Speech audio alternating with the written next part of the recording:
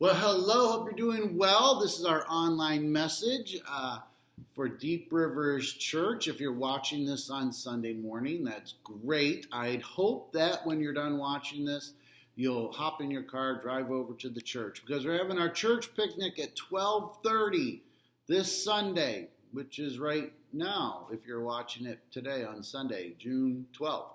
Anyways, 12:30, we're having a huge church picnic. Huge? Yeah, big. How about that? Quite large. Church picnic, we're combined with Vita Life. Bring a side dish if you want, or just come enjoy some hamburgers and hot dogs and whatever people bring. All right. Dear Abby is probably the best known relationship advice. People write letters to Dear Abby when they want relationship advice, or a newspaper article, I should say. And a few years ago, Dear Abby got a letter sent to her looking for some relationship advice. And it was a story about a woman who had fallen in love with the man who was giving her bowling lessons, of all things. And she didn't know what to do. I think the husband even paid for the bowling lessons, but then she's getting the bowling lessons and she falls in love with her bowling instructor. So she writes Dear Abby a letter asking for some relationship advice. Now, what was kind of quirky about this letter was this was the exact same situation that played out in an episode of The Simpsons a few years prior to that. And so it seems like somebody thought it'd be fun to write Dear Abby a letter ripping off one of The Simpsons episodes. So obviously the whole thing was fake. But a lot of people are looking for relationship advice, even writing a total stranger in the paper, which ends up being an article. Dear Abby's not the only one. Now, a lot of times people look at the Bible, or even specifically the book of Proverbs, and they say, it's just a book full of rules. But to be honest, the book of Proverbs is a relational book in so many ways at the core. God is constantly saying, my son. There's this relational. He's the father. Chapters 5 through 7, it really emphasizes, my son, be aware of this. So there's a relational tone throughout the whole thing. In fact, wisdom is personified as a woman in the book of Proverbs. So I'd like just to kind of challenge the thought that it's just a book of rules. It's much more than that. There's a whole relational tone and tenor to it. Let me just say this. Here's a proverb that I think carries out to all of our relationships. A gentle answer turns away wrath, but a harsh word stirs up anger. That's Proverbs 15:1. That is a verse that I think is universally true for all of our relationships, no matter where we're at, whether it's our wife, our husbands, our kids, no matter how intimate our relationship is, a gentle answer turns away wrath. A harsh word stirs up anger. And that's also true for strangers. So this is like a universal proverb that I think addresses all of our relationships. But the book of Proverbs also kind of breaks down into more specific relationships. There's Proverbs that talk about our family. There's Proverbs that just kind of are true for us as we interact with society at large. And for this message, I'm going to look at the family as in Proverbs for kids, Proverbs for marriage, and Proverbs for our parents. And then society, you could kind of break down society into those that we're friends with. Our neighbors, in that kind of group would be clients or co-workers, people that we have a limited relationship with. They're certainly not friends or family, but they're not strangers. And then we also have Proverbs that just kind of address strangers and how we deal with society at large. Now, I'm going to blow through a ton of verses. So I have included my sermon notes with all the passages, all the references included, if you want to know, because there's a ton of them this weekend. So let's jump in. Proverbs that addressed family. Again, I just want to point out, husbands specifically really aren't addressed in Proverbs. Proverbs 31, the whole chapter is kind of designated to women and wives, but men, husbands are not addressed.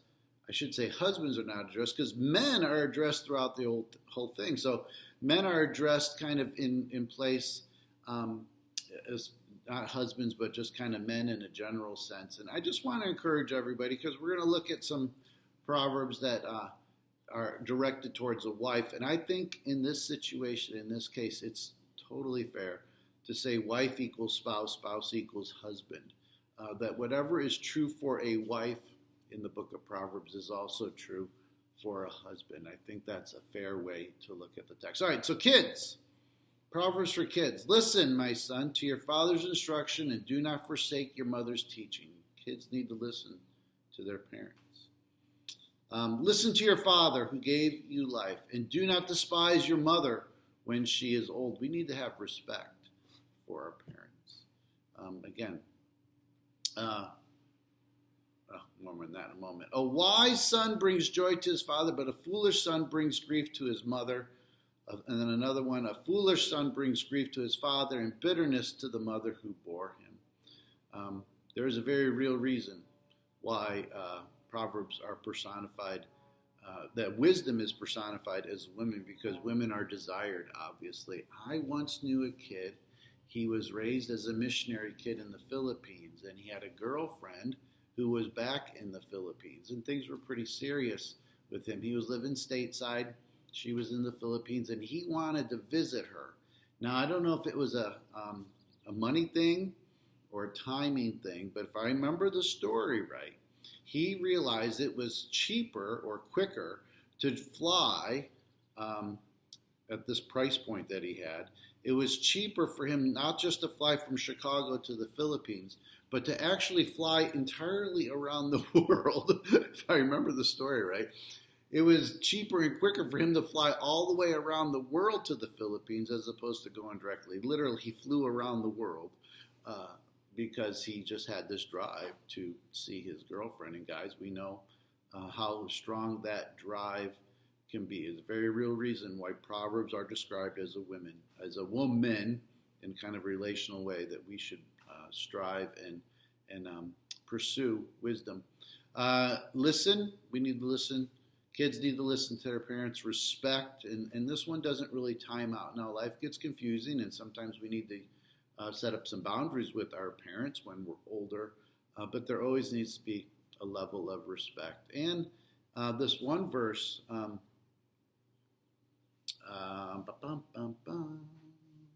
it just points out that we can bring grief to our parents, and we can bring grief to our parents. And what I think that's trying to say is we need to be aware of the consequences of our actions. We have a heritage. You have accountability. And what is your heritage? I mean, we need to behave being aware of the consequences. And in some ways, it is a reflection of our heritage. Now, I'm not saying legalism. We don't, there's a limit to this. I don't want you to make wise decisions just to please your earthly mom and dad, but I think it's part of the equation. We need to be aware that our actions have consequences on people. Our actions have consequences to our parents and our grandparents. So there's an accountability with our heritage, which I don't think is altogether a negative thing. Proverbs about marriage. You'd think there'd be more, actually. There's not as many as you might think. A foolish child is a father's ruin. Again, that's more about kids. And a quarrelsome wife or spouse is like the constant dripping of a leaky roof. A prudent wife or spouse is from the Lord. And then Proverbs 12:4, a wife of noble character is her husband's crown, but a disgraceful wife or spouse is like a decay in his bones or her bones. And then he who finds a wife finds what is good and receives favor from the Lord. I think the takeaway from some of these is don't rush into marriage. Character counts more than chemistry. Now, chemistry is the only thing that current culture seems to pursue and enjoy. There's a downside when people start having sex before they're married. Their chemistry is all wired up, and they think that that's what the relationship is built on. But eventually, character wins out over the power of chemistry, and that's why I think so many marriages fail. Proverbs 31, as I mentioned, wives have a whole proverb dedicated. What does a godly wife look like? Again, I'll stand by that the assumption is that whatever is true for Proverbs for women is also true for men. That the same principles apply to both. So again, it's interesting because you'd think that Proverbs would have more advice for marriage. But I think the general advice that's given also applies to all of our relationships. Parents, a wise woman builds her house. And again, that could be a marriage one and a parent one. But with her own hands, the foolish one tears hers down. And again, let me just say that men and women are both equal opportunity destroyers of families. This Proverbs is directed at the wife. Wise women build their house, but with their own hands, the foolish ones can tear it down. Husbands and wives, men and women, both have the ability to tear down their house with foolish decisions. Whoever spares the rod hates their children. Ooh. But the one who loves their children is careful to discipline them. Discipline your children, for in that there is hope. Do not be a willing party to their death. Isn't that interesting? We tend to focus on that first part. Whoever spares the rod hates their children. That will certainly get people's attention. Even people outside the church see that and are alarmed. But the one who loves their children is careful. I messed up. I'm conflating verses here. Whoever spares the child hates her, but the one who loves their children is careful to discipline. Discipline your children, for in that there is hope. Do not be a willing party to their death. Without discipline, we become a willing party to their demise. Start children off in the way they should go, and even when they are old, they will not turn from it. Discipline. It's so important that we just don't focus on the now. I understand disciplining our kids is tough. It is tough because we're focused on the now. Do not be a willing party to the death. Discipline your children, for in that there is hope. Good word. Do not be a willing party in their death. We need to be thinking about the long term of our kids. Courage. I just want to, encourage people. It takes courage to be a parent and to not make it a big priority. Be friends with your kids or even your grandkids. They need somebody. A couple weeks ago during the sharing time, what are you grateful for? We had a young girl, probably in middle school, say, I'm just really happy for my parents because they give me structure. Some of my friends can do almost whatever they want, but even at a young age, she realized that it was to her benefit to have parents. That gave her some structure. It takes courage, though. It takes courage to say no to your kids. It takes courage to discipline. And again, remember, these are principles. We kind of talked a little bit last week about the difference between principles and promises. These are principles that we're to guide our families and our kids with. Family, Proverbs about family. Again, I think some of these bleed over to marriage. Some of these kind of give us a fun visual. Better a small serving of vegetables with love than a fattened calf with hatred. Better a dry crust with peace and quiet than a house full of feasting and strife. And I like this one. Better to live on the corner of the roof than share a house with a quarrelsome wife. Again, let's go back to spouse. Better to live in the corner of a roof than share a house with a quarrelsome spouse. I think that's fair to say. And this is what the Proverbs are trying to impart into us. Peace is better than wealth. Harmony is better than comfort. We need to prioritize our family and our marriages over work. I know of at least 2 marriages, I think. And if you sat down and talked with the husbands' marriages that had fallen apart, I think both of them would say their commitment to work and the travel that they did probably played a large role in the demise of the marriage. All right, so there are proverbs for our families, for our kids, for our marriages, and for our families in general. Kids, marriage, and parents, how we deal with them. But there's also probably more parables, to be honest with you, that talk about our responsibility to society. How do we interact with friends, neighbors, strangers? Again, neighbors, you might only have 2 neighbors on both sides, and if you're in the country, they're going to be farther down the road. But neighbors also can be, if you will, clients that you work with, co-workers that you might work with. Obviously, friends are closer, then neighbors, then strangers, When I say neighbors, I again just think about bigger thing. Think about an expanded circle, not just the people who live next to you. Friends, society. We have friends. Proverbs talk about society. Proverbs talk about friends. A gossip betrays a confidence, but a trustworthy person keeps a secret. Whoever would foster love covers an offense, but whoever repeats the matter separates close friends. A friend loves at all times, and a brother is born for a time of adversity. The righteous choose their friends carefully, but the way of the wicked leads them astray. In fact, there's another proverb that says, don't make friends with a hot-tempered person.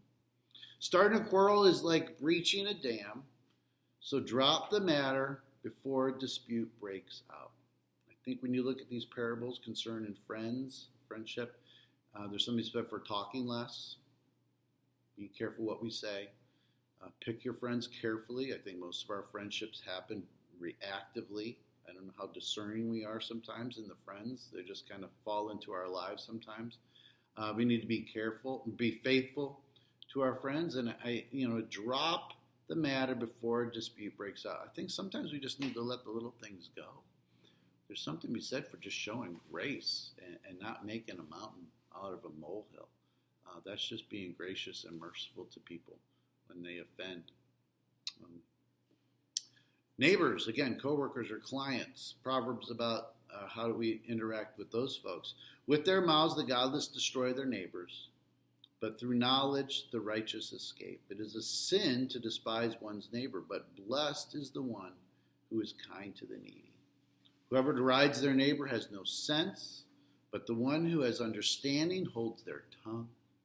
A gossip betrays a confidence, so avoid anyone who talks too much. It is to one's honor to avoid strife, but every fool is quick to quarrel. Again, if you wanted to boil these down, just the admonition against gossip. Our words have power, and we can be pretty loose sometimes in what we say. And people that might be quick to quarrel. Don't get sucked into that. All right, how do we deal with strangers? Proverbs that help us walk through society. And this first one you might think is a little bit odd choice, but give me a moment. For the lips of an adulterous woman drip honey, and her speech is smoother than oil. Again, if you're familiar with the Proverbs, if you've been reading them this summer, we're encouraging everybody to pick 1 month and read one proverb a day for 1 month. And there's the warning against the adulterous woman is really prevalent at the beginning of the book. And again, it says her speech is smoother than oil. Her words, the lips drip honey. Her speech is smoother than oil. So we think about the dangers of an adulterous woman, and especially for younger people, boy, that, the sexual temptation, well, for everybody there's a temptation there. But the fact is that lips that spread honey and that are like words like oil, speech is like oil. It doesn't have to be in the sexual realm. It could be in the political realm. It could be just life in general. How susceptible are we to the alluring words of others? Again, in the sexual realm, yes, obviously, but outside of that, are we ever tempted by the dripping honey and the speech that is smoother than oil in non-sexual context? We need to be aware that people are trying to lure us with all kinds of things. Do not speak to fools, for they will scorn your prudent words. Do not gloat when your enemy fails, when they stumble. Do not let your heart rejoice. Ooh, that's something, have a contriteness. Do not say, I'll do to them what they have done to me. I'll pay them back for what they did. And then whoever mocks the poor shows contempt for their maker. Whoever gloats over disaster will not go unpunished. We need to avoid wicked people, and we need to avoid the behaviors that hurt others. When it comes to revenge, that's not our role, and actually we need to mourn for those who have some sort of calamity that falls on them, even if they're people that might consider us an enemy. We need to be careful not to gloat. The Lord detests dishonest scales, but accurate weights find favor with him. This same verse or thought is mentioned 3 times in the book of Proverbs. Dishonest scales, how much God dislikes. This version says detest. It is not good to be partial to the wicked and so deprive the innocent of justice. Acquitting the guilty and condemning the innocent, the Lord detests them both. Food gained by fraud tastes sweet, but one ends up with a mouthful of gravel. I just love that. Who wants a mouthful of gravel? Food gained by fraud tastes sweet, but ends up with a mouthful of gravel. Do not move the ancient boundary stone or encroach on the fields of the fatherless. When it comes to dealing with strangers, we just need to be people that live with integrity. And there's some pretty clear examples that are listed that. We need to be people that live with integrity. More proverbs that have to deal with society. Those who rescue those being led astray. Hold back those staggering towards slaughter. Isn't that interesting? Get involved. Whoever shuts their ears to the cry of the poor will also cry out and not be answered. Whoever oppresses the poor shows contempt for their maker, but whoever is kind to the needy honors God. The generous will themselves be blessed, for they share their food with the poor. And the last one who oppresses the poor to increase his wealth, and one who gives gifts to the rich, both come to poverty. We need to serve strangers. We need to serve our community. We need to get involved. We need to warn. We need to protect. A lot of times, non-Christians kind of wish Christians would mind their own business. Why are you getting involved in this? It doesn't have anything to do with you. When Christians get involved in social issues that have nothing directly to do with them, there's a measure of holding back those staggering toward the slaughter. A love for people is going to motivate us. We're to be salt and light. That means to warn, that means to protect, and that means to get involved. The questions maybe it'd be worth asking as we wrap things up is, what stresses you more, your relationships or your finances? When you get stressed, is it your relationships or it is your finances? It doesn't have to be finances. It could be material things. I need a new roof on the house, or I had a car accident. The physical things, what stresses you more? The physical, the material, the financial, or your relationships? If we're not careful, sometimes we don't recognize maybe the relationship stress, or we don't deal with it as intentionally as our other issues and other needs. Another question is to think about, where do you need wisdom with your kids, marriage, and parents? Where do you need wisdom? Where do you need wisdom raising your kids or grandkids?